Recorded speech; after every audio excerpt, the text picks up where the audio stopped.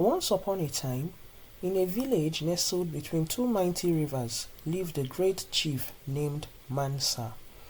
Chief Mansa was known far and wide for his power and wisdom, and people from neighboring villages often traveled long distances to seek his advice. However, there was one thing the chief loved more than his title or riches: riddles. Chief Mansa considered himself a master of riddles and would often challenge his subjects to pose questions for him to solve. He enjoyed nothing more than demonstrating his cleverness, and the villagers, wanting to stay in the chief's good graces, always played along, offering him riddles that were easily solved.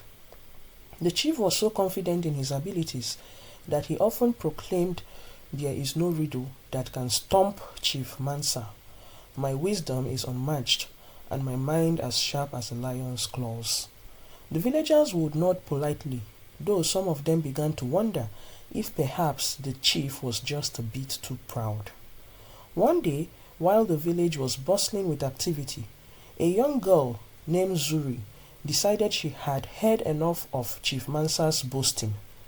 Zuri was known for her sharp wit and playful nature, and although she respected the chief, she believed that wisdom did not belong to just one person, no matter how powerful they were. She had learned this from her father, who had been the village drummer and storyteller before he passed away.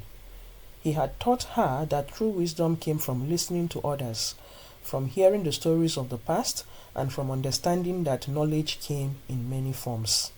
With this in mind, Zuri hatched a plan. She would challenge the chief with a riddle so clever that even Chief Mansa would struggle to solve it. The next morning, Zuri walked into the chief's court with her father's old drum in hand. The drum was no ordinary instrument. It had been in her family for generations and was said to be blessed by the spirits. It was a deep, polished wooden drum with intricate carvings of animals and plants that told stories of the village history. Zuri's father had often said the drum could talk, but only to those who knew how to listen. As Zuri entered the courtyard, the chief was sitting on his raised throne, surrounded by his advisors and villagers. He looked down at her, curious. "What brings you here, young Zuri?" Chief Mansa asked. "Do you have a riddle for me to solve?" Zuri bowed respectfully and then held up the drum. "Yes, great chief," she said with a mischievous smile. "I have brought you a riddle that no one in the village has been able to solve. If you can answer it, I will give you this magical talking drum. But if you cannot, you must admit that not all wisdom resides in your head." The crowd murmured at Zuri's boldness, but Chief Mansa only chuckled. "A magical drum, you say? And a riddle I cannot solve? Ha! I've never met a riddle that bested me. Speak, child, and let me show you the power of my wisdom." Zuri's eyes twinkled as she spoke. "There is a drum that speaks, yet it has no mouth. It sings, yet it has no voice. It can make people dance, cry, and laugh, yet it cannot move. Tell me, great chief, what is this drum?" The courtyard fell silent as everyone waited for the chief's response. Chief Mansa leaned back, stroking his beard thoughtfully. "A drum without a mouth that sings without a voice," he repeated, narrowing his eyes. "It must be a bird in disguise. A bird with the magic of a drum, playing tricks on us." Zuri shook her head, a smile playing on her lips. "No, great chief, that is not the answer." The chief frowned, but did not give up. "Ah, of course, it must be a spirit from the forest.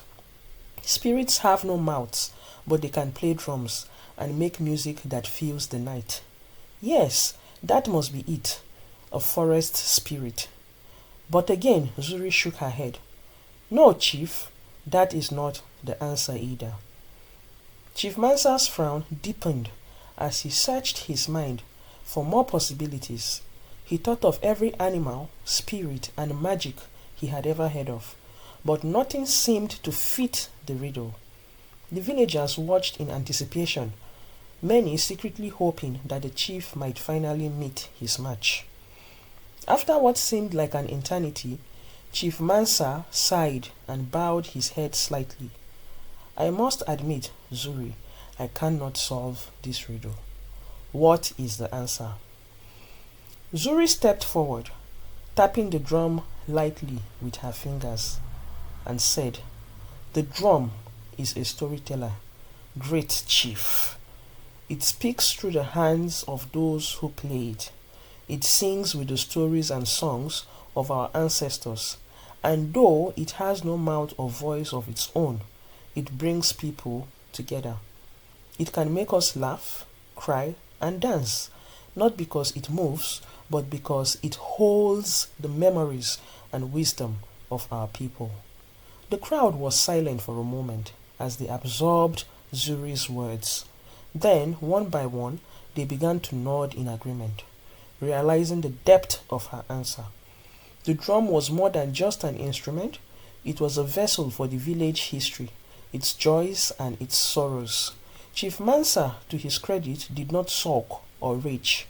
Instead, he threw back his head and laughed, a deep, hearty laugh that echoed through the village. Zuri, you are wise beyond your years.